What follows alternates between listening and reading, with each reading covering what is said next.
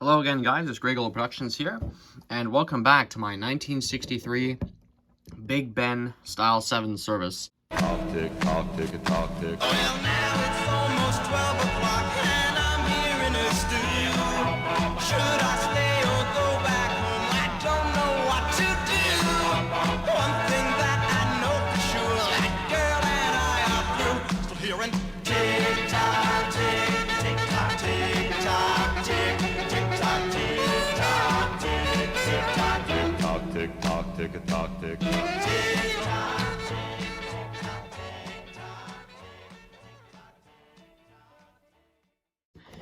Now, before we get into this, we need to just briefly discuss. Well, should we?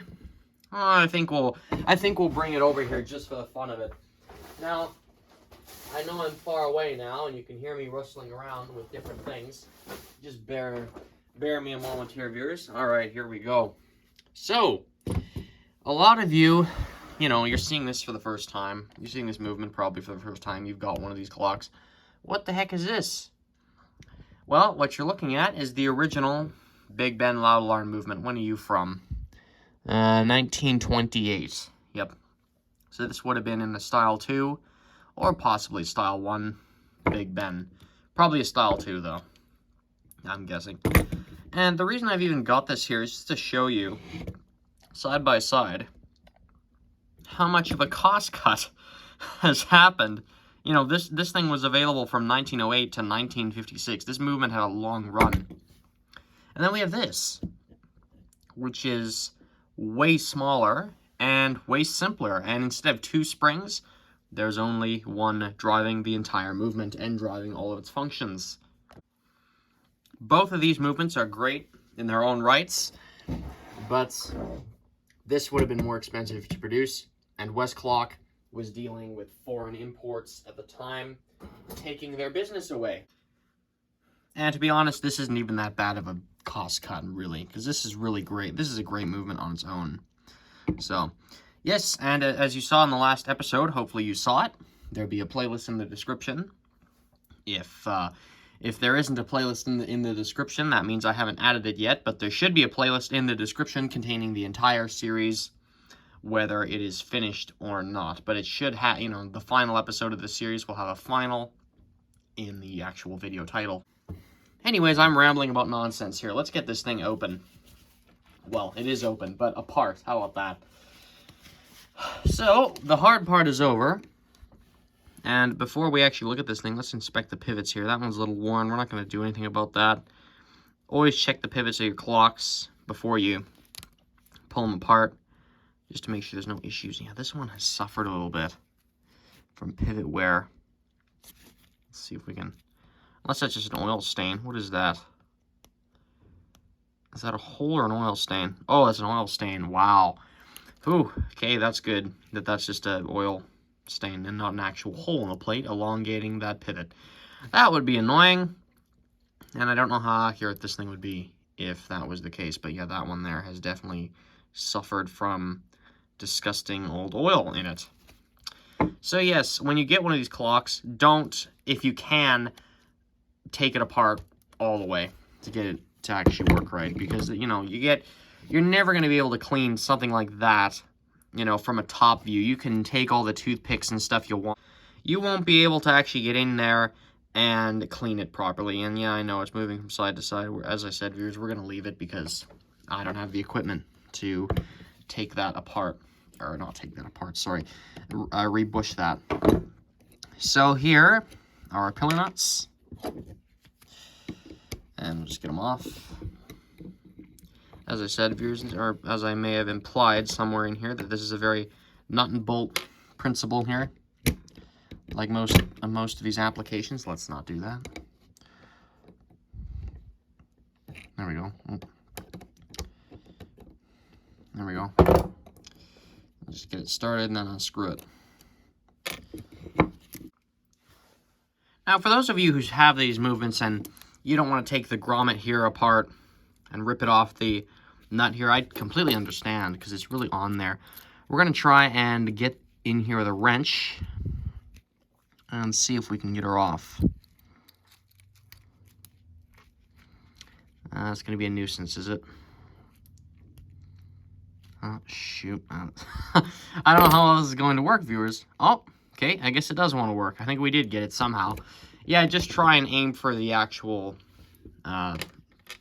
whatchamacallit. Aim for that. Let's just document one more time the way everything goes. This is the front of the movement here. And here's our pallet fork right way up. Our escape wheel. Our first wheel. Or maybe that's our second wheel. Our first wheel there. Whatever. First wheel, second wheel, whatever they go. You can see how they go. Center wheel. This wheel here, which deals with the alarm escape wheel and the alarm hammer. And of course the hammer, or the on and off switch, doesn't come out. So that's good how it is. And let's pull it apart. So yes, it just comes apart just like this. Actually, no. I could pull it up like this because this is the way it comes off. Let's get that out. And yeah, all the gears will just drop out. There we are. And this should just come right on out of here. There, oh, okay. Great. And there it all is. Here's our center wheel and everything. Everything that goes with it. Our top plate, undamaged. I know this screw comes off. I guess we should undo that, shouldn't we, for cleaning purposes. Yes, this is the only other real extra piece on the movement, I think. I don't think there's anything else that really goes on here. And sorry for my bad filming, viewers. I'm just still trying to get used to my iPhone 13 camera here. It's all weird. And there's a screw here. We can remove this. Well, it's a more like a balance cup. It's not really so much of a... It's a... or whatever you want to call it. I call these things the balance cup. You know, because the balance wheel sits in here. It's like a cup. There's usually always oil in here. As you can see, this one is no exception. It's some sort of screw cup thing. I don't know what exactly these are called. But anyway, that needs to be cleaned. That is a very critical piece of this assembly. And we'll just stick all the parts in there. And there's a few more pieces that we need to take apart. That being the spring barrel and the actual balance wheel and hairspring themselves there. And as you can see, these two pieces are riveted together. Good times there. And yeah, there's that. This is riveted on. So we'll just clean that as is. As you can see, this is dirty, you know. Can't run a clock like that, guys. You gotta get these things maintenanced. Get these things serviced, worked on. And as for this, yeah, you know what? There is actually kind of an appeal of taking this knob off, but I don't think we will. I don't think it's really worth it. I'm gonna leave that together. And now for our spring barrel here. And just so you know, viewers, there are later versions of this movement where there are splines in here. And as you can see with this version of it, if you have one, at least with the Canadian models anyway, if you have one made before 1968, then chances are the spring barrel assembly will come apart like this. But later versions of the movement have splines, and I'll show you how to get one of those apart in another video. The movements that replaced both the movement I'm talking about and the movement you see in front of you they have that same spline design where they don't just come apart nice and simple. It's not as hard to get apart as you'd think. I'll show you in a video when I work on one of those how that all works. But if you're in the position where this thing won't come apart, then sorry viewers, you're just gonna have to wait because I don't want to show you something that wouldn't be accurate on here, even though I probably have somewhere along the line. I'm not perfect, viewers. I am still technically an amateur.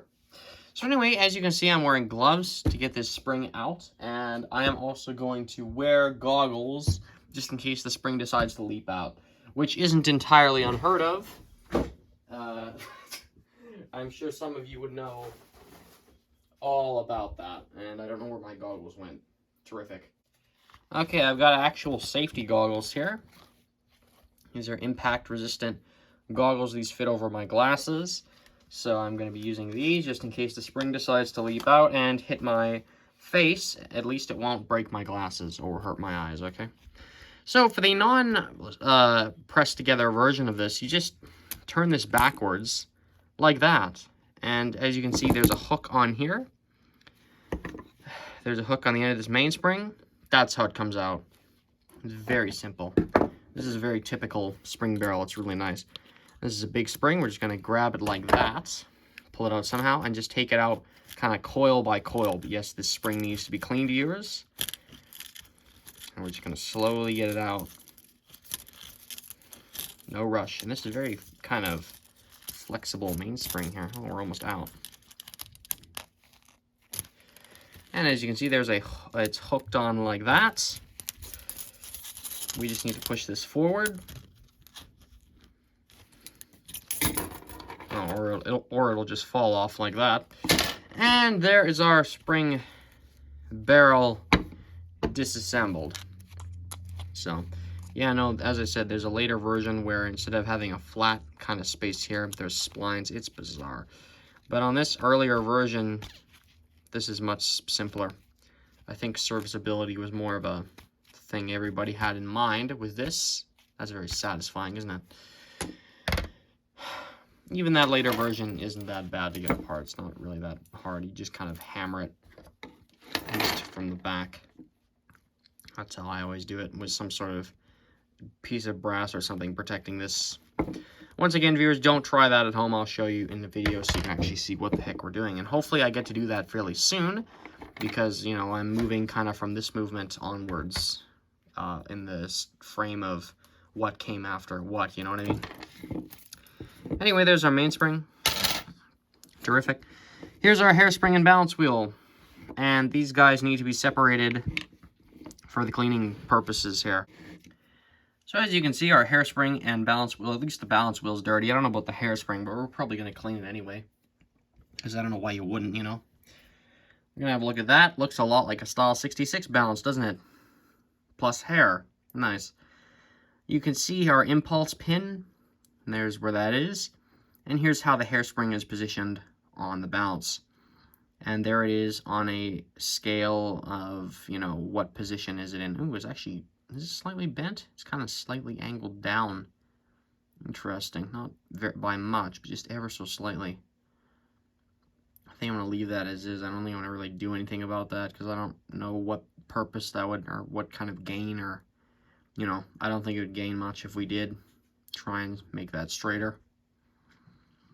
So anyway, when you're working on hairsprings and balance wheels, you always want to document how it all was before you took it apart.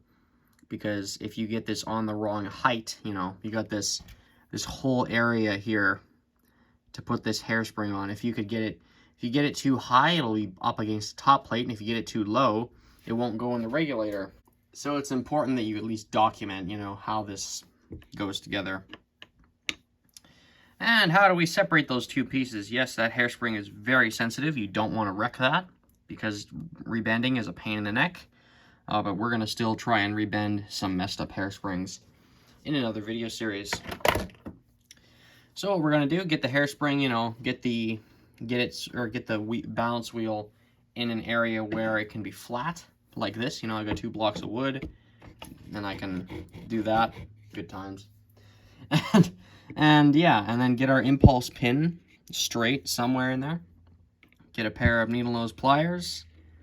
Angle it in there like that, so you have a nice place to stick a screwdriver in and pry up. You don't have to do this in the air, viewers. That's probably very dangerous to do it like that. There we go. Be very, very gentle.